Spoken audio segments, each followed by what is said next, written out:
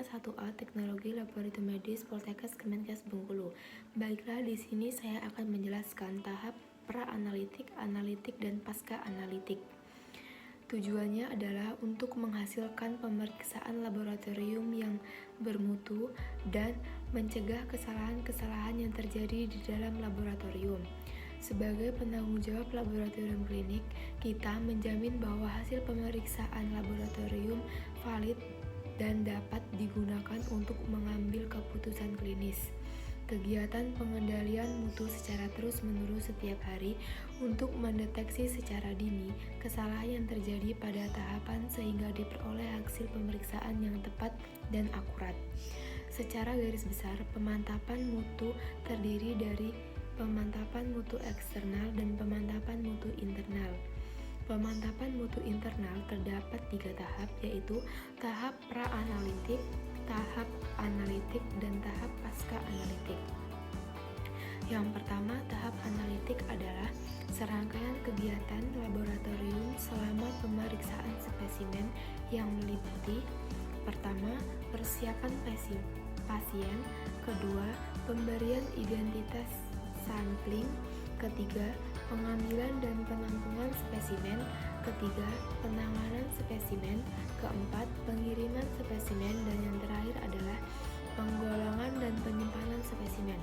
Tujuan dari tahap ini yaitu untuk menjamin bahwa spesimen-spesimen yang diterima benar dan dari pasien yang benar pula, serta memenuhi syarat yang telah ditentukan.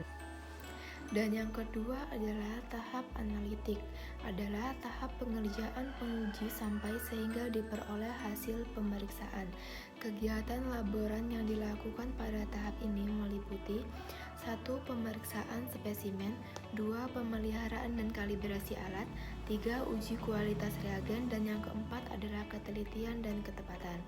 Laboratorium wajib melaksanakan pemeliharaan dan kalibrasi alat agar dalam pelaksanaan pemeriksaan spesimen pasien tidak mengalami kendala atau gangguan yang berasal dari alat laboratorium. Uji ketelitian disebut juga pemantapan persisi dan dapat dijadikan indikator adanya penyimpangan akibat kesalahan acak.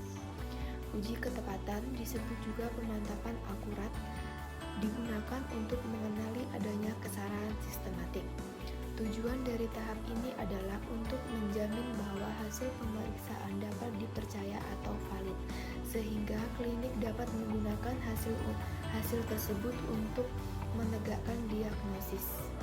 Dan tahapan terakhir adalah tahapan pasca analitik, adalah tahap akhir pemeriksaan yang dikeluarkan untuk meyakinkan bahwa hasil pemeriksaan yang dikeluarkan benar-benar valid.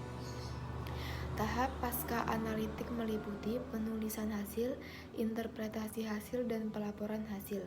Ketiga tahap kegiatan laboran ini sama-sama penting untuk dilakukan sebaik mungkin agar mendapat hasil pemeriksaan yang berkualitas tinggi, mempunyai ketelitian dan ketetapan sehingga membantu klinis dalam menegakkan diagnosis.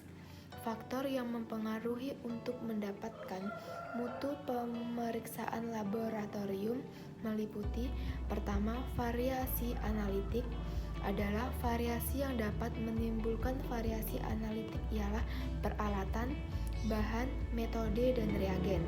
Kedua, variasi non-analitik terbagi 3, yaitu pra-analitik, analitik, dan pasca-analitik.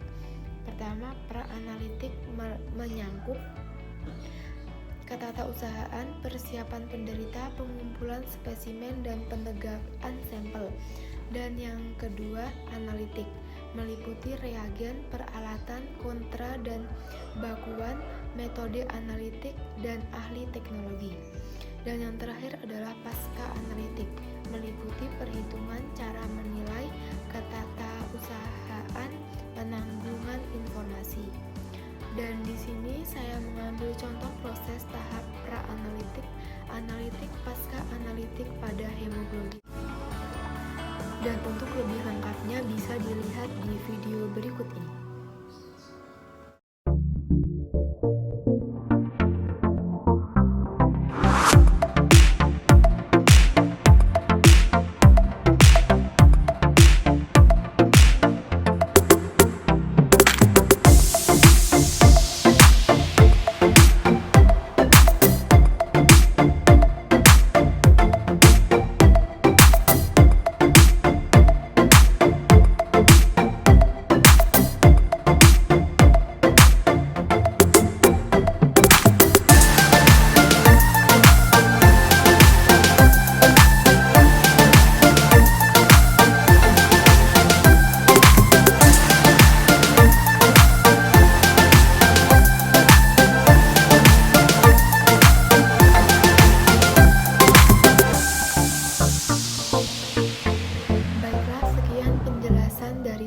tentang proses tahapan pra-analitik, analitik, dan pasca-analitik. Saya ucapkan terima kasih. Wassalamualaikum warahmatullahi wabarakatuh.